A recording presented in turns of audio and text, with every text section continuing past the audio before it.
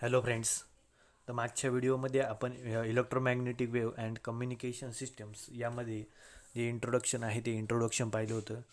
त्यानंतर electromagnetic waves म्हणजे काय ते पण पाहिलं होतं आणि त्यानंतर त्याचे जे काही कॅरेक्टरिस्टिक्स आहे ते कॅरेक्टरिस्टिक्स पण पाहिले होते. तर आजच्या व्हिडिओमध्ये आपल्याला पाहायचं आहे की इलेक्ट्रोमॅग्नेटिक स्पेक्ट्रम म्हणजे काय. The orderly distribution sequential arrangement of electromagnetic wave according to their wavelength or frequencies in the form of distinct group having different properties is called as electromagnetic spectrum. The properties of different types of electromagnetic wave are given in table. म्हणजे electromagnetic spectrum जे आहे ते electromagnetic spectrum काय असते या ठिकाणी एक scale diagram दाखवलेली आहे. तर ती जी स्केल डायग्राम आहे ती स्केल डायग्राम या ठिकाणी काही क्लिअर दिसत नाही. तर द ऑर्डर ऑफ पॅटर्न असते त्याचे वेगवेगळे जे टाईप आहे ते टाईप या ठिकाणी दाखवलेले आहेत. फ्रिक्वेन्सीचं डायरेक्शन आहे ते फ्रिक्वेन्सीचं डायरेक्शन या साईडला दाखवलेलं आहे. तर वेवलेन जे आहे ते वेवलेनचं डायरेक्शन जे आहे ते डायरेक्शन त्यांनी या साईडला दाखवलेलं आहे. तर आपल्याला जे वेगवेगळे वेव्स पाहिजेत ते वेव्स या ठिकाणी दाखवलेले आहेत. तो जो चार्ट आहे तो चार्ट दाखवलेला आहे. Gamma rays, X rays, ultraviolet rays, visible rays, infrared region किंवा रेडिएशन, मायक्रोवेव्ह अँड रेडिओवेव्ह. आता प्रत्येकाची वेवलेंथ म्हणा किंवा फ्रिक्वेन्सी म्हणा या ठिकाणी आपल्याला दाखवलेली आहे.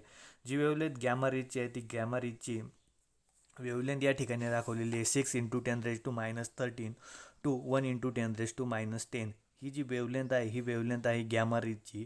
त्यानंतर जे काय फ्रिक्वेन्सी आहे त्याची फ्रिक्वेन्सीची रेंज आहे 5 × 10⁻20 टू 3 × 10⁻18.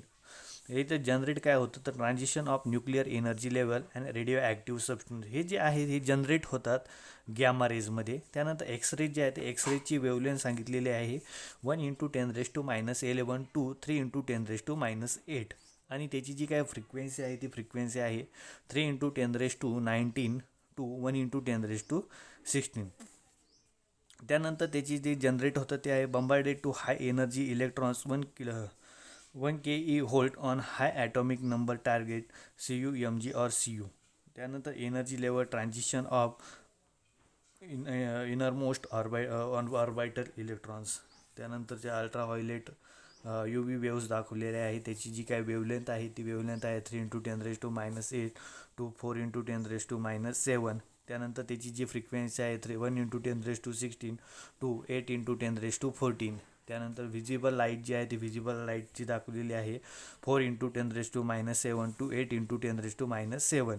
आणि त्याची जी काय फ्रिक्वेन्सी रेंज आहे ती फ्रिक्वेन्सी रेंज आहे 8 × 10⁻14 टू 4 × 10⁻14. त्यानंतर इन्फ्रारेड रिजन जे आहे ते 8 × 10⁻7 टू 3 × 10⁻4. आणि त्याची जी काय फ्रिक्वेन्सी रेंज आहे ती फ्रिक्वेन्सी रेंज आहे 4 × 10⁻14 टू 1 × 10⁻12. त्यानंतर मायक्रोवेव्ह जे आहे ते मायक्रोवेव्हची रेंज आहे 3 × 10⁻4 to 6 × 10⁻2.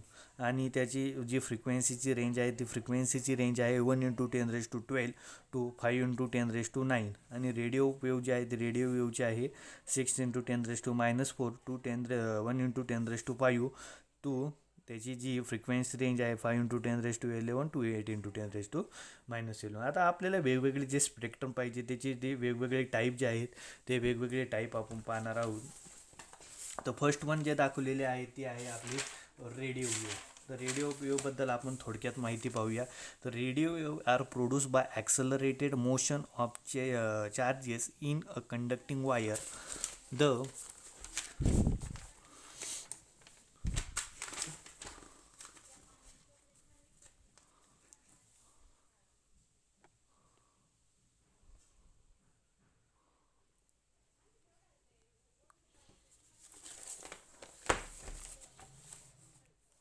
frequency of wave produced by the circuit depends upon the magnitude of the inductance and the capacitance. By closing suitable values of the inductance and the capacitance ratio wave or desired frequency can be produced.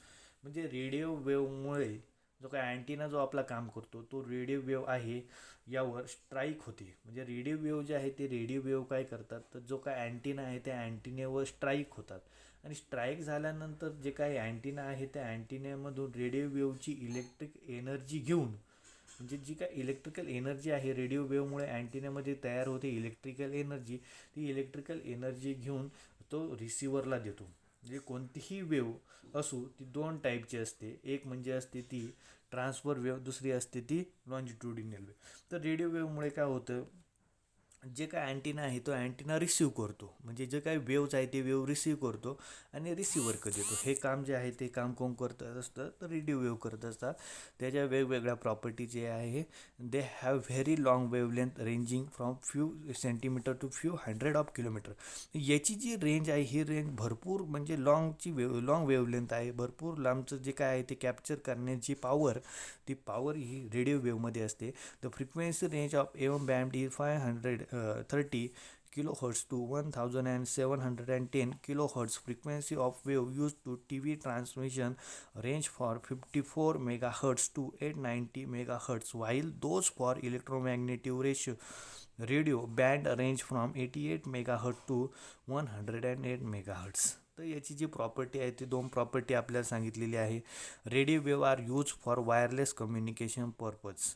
म्हणजे radio wave काय use करतो, ते wireless communication आहे. या wireless कम्युनिकेशनसाठी ह्या radio वेव्हचा use केला जातो, या ठिकाणी दाखवलेले. त्यानंतर ते are use for radio broadcasting and transmission of T V signal. Cellular phones are radio waves to transmit voice communication in the ultra high frequency band. त्यानंतर सेकंड दाखवलेला आहे तो आहे मायक्रोवेव्हबद्दल. मायक्रोवेव्ह जो आहे तो मायक्रोवेव्ह आपण लास्टला पाहणार आहोत. त्यानंतर पाहिजे आपल्याला infrared region. This waves was discovered by William Herschel 1737 to 1822 in 1800. All hot bodies are source of infrared rays. About 60% of the solar radiation are infrared in nature. Thermocouple, thermopiles and bolometers are used to detect infrared region. म्हणजे infrared जो आहे ते infrared जो डिस्कवर केला त्याचं नाव त्या हर्षनने केलं आहे. मुख्य स्रोत जो आहे तो मुख्य स्रोत याचा आहे सूर्य, किंवा जे हॉट बॉडी आहे, हॉट बॉडीपासून जे टेम्परेचर तयार होतं त्या टेम्परेचरपासून जे रेज तयार होतात, ह्या रेजमध्ये हा इन्फ्रारेडची निर्मिती होते. म्हणजे मग हॉट टेम्परेचर कुठं असू शकतं, तर जर सूर्य आहे ह्या सूर्यापासून हॉट टेम्परेचर होतं, किंवा ज्या ज्या ठिकाणी टेम्परेचर जास्त असतं त्या जास्त टेम्परेचरच्या ठिकाणी जे काय रेज तयार होतात ते रेज आहेत इन्फ्रारेड रिजन. याच्या वेगवेगळ्या प्रॉपर्टीज आहेत. When infrared rays are incident on any object, the object gets heated. These rays are strongly absorbed by glass. हे जे आहे हे स्ट्रॉंगली ॲब्सॉर्ब होतात कशामध्ये, तर ग्लासमध्ये. They can be penetrate through thick columns of fog, mist and cloud cover. आता याचे वेगवेगळे युजेस दिलेले आहे. Used in remote sensing, used in diagnosis of superficial tumours and varicose veins, use to cure infantile paralysis and to treat parents dislocations and fractures. They are used in solar water heaters and cooker. याचा use पण होतो solar water heater आणि कुकरसाठी याचा use केला जातो. कारण मी आता सांगितलं की जास्त टेम्परेचर जिथे असेल, जास्त टेम्परेचरपासून हा जे इन्फ्रारेड वेव्ज आहेत हे वेव्ज या ठिकाणी तयार होतात. Special infrared photographs of a body calls thermograms can reveal disease organs because this part radius less heat than the healthy organs. त्यानंतर infrared binoculars and thermal imaging cameras are used in military application for night vision, used to keep greenhouse warm, used in remote control of TV, VCR etc. म्हणजे T V रिमोटमध्ये जे T V रिमोटच्या पुढे जे bulb असतो, छोटासा red कलरचा जो bulb असतो, त्यामधून जी काय रेज बाहेर पडतात ती सर्व जे काय रेज आहेत ते रेज पडतात इन्फ्रारेड रिजनमध्ये. त्यानंतर मुलांना आपल्याला पाहिजे visible light. Visible light it is the most familiar form of electromagnetic waves. These waves are detected by human eye. Therefore, this wavelength rays is called the visible light. The visible light is emitted due to the atomic excitation. म्हणजे visible light जे आहे ते visible light डिस्कवर केली ते आहे Newton. आता आपल्याला पंखा दिसतो, टी व्ही दिसतो, वेगवेगळे कॅमेरे दिसतात, जे सगळ्या काही गोष्टी दिसतात हे दिसण्यामागचं कारण म्हणजे आपल्या डोळ्याची असणारी क्षमता. लाईटमुळे ज्या सर्व काही गोष्टी आपण पाहू शकतो, लाईट नसते तर आपण ह्या सर्व ज्या गोष्टी आहेत ह्या गोष्टी आपण पाहू शकलो नसतो. लाईट येते सूर्यापासून लाईट येते, तर समजा बल्बपासून लाईट येते, आगपासून लाईट येते, ह्या सर्वांपासून लाईटची निर्मिती होते. ही जी लाईट आहे ह्या लाईटपासून जे रेज तयार होतात त्या रेजला बोललं जातं अल्ट्रा व्हायलेट रेज. याच्या वेगवेगळ्या प्रॉपर्टीज आहेत, याची वेगवेगळ्या लेंथ आहेत, प्रॉपर्टीज आहे, त्या प्रॉपर्टीज आहे different wavelength gives right different colours. Visible light emitted or reflected from the object around us provides us information about those objects and hence about the surrounding. Ultraviolet rays सांगितलेले ultraviolet rays we are discovered by J Ritter किंवा Newton, हे दोघे म्हणू शकतो आपण. They can be produce by mercury vapour lamp, electric spark and carbon arc lamp. यापासून visible light जी आहे ती व्हिजिबल लाईट तयार होते आणि ते आपण व्यवस्थितरित्या डोळ्यांनी पाहिल्या म्हणजे कोणताही ऑब्जेक्ट जो आहे तो ऑब्जेक्ट आपण ही जी व्हिजिबल लाईट आहे ह्या व्हिजिबल लाईटमुळे आपण पाहू शकतो. They can also be obtain by striking electrical discharge in hydrogen and xenon gas tube. The sun is the most important natural source of ultraviolet rays. सगळ्यात महत्त्वाचा इम्पॉर्टंट सोर्स जो ultraviolet रेजचा आहे तो आहे sun. Most of absorb by the ozone layer in the earth atmosphere. आता याचे वेगवेगळ्या प्रॉपर्टीज आहेत.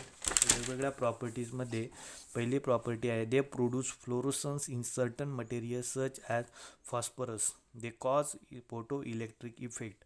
दे can not pass through glass but pass through quartz, fluorides, rock, salt, etcetera. They possesses the property of synthesizing vitamin D when skin is exposed to them. त्यानंतर त्याचे काही uses आहे. त्यामध्ये पहिले युजेस आहे ultraviolet rays destroy germs and bacteria and hence they are used for sterilising and surgical instrument and the purification of water. Use in burglar alarm and security system. म्हणजे जर एखाद्या ठिकाणी जर टेम्परेचर जर वाढलं तर त्या ठिकाणी असणारा जो काय अलाराम आहे तो अलाराम वाटतो. म्हणजे जर समजा एखादी बिल्डिंग आहे ते बिल्डिंगमध्ये जर समजा आपण तो अलाराम लावला आणि जर त्या बिल्डिंगमधलं जर टेम्परेचर जर वाढलं तर टेम्परेचर वाढल्यानंतर हा जो अलाराम आहे हा अलाराम काय करतो तो वाजण्याचं काम करतो. तर ते त्या ठिकाणी या बर्गलर अलाराम जो आहे त्याचा यूज केला जातो. Use to distinguish real and fake germs, use to analysis of chemical compound, use to detect forgery. तर हे जे आहे हे व्हिजिबल लाईटबद्दल आहे. इन्फ्रारेड लाईटबद्दल पण पाहिले. आता यानंतर जे पाहिजे ते आहे आपल्याला एक्सरेज.